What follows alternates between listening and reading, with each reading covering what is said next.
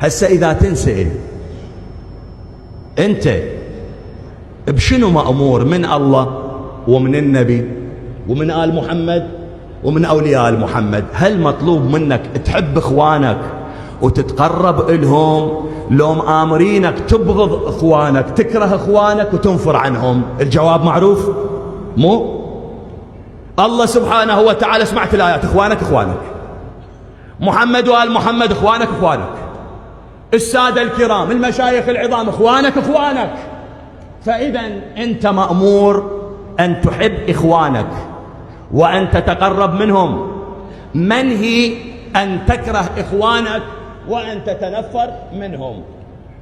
شو يقول مولانا أرواحنا له الفداء؟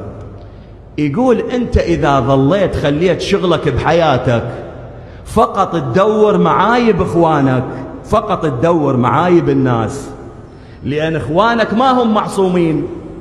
المعصومون محمد وآل محمد صلوات الله عليهم بالعصمة الكلية المطلقة، من بعدهم الخلق ما هم معصومين.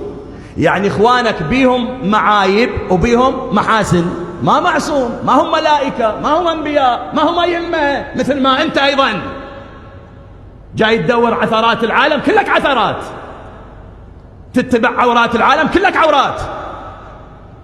فإخوانك ما هم معصومين، بيهم محاسن كذلك بيهم معايب.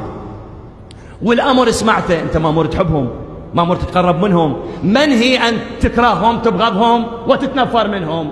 فإذا خليت شغلك دوبك فقط تدور المعايب، راح تتجمع صور المعايب بنفسك، فالنتيجة راح تكره إخوانك وراح تتنفر عنهم، فراح تصير عاصي لله ولمحمد وآل محمد صلوات الله عليهم. لكن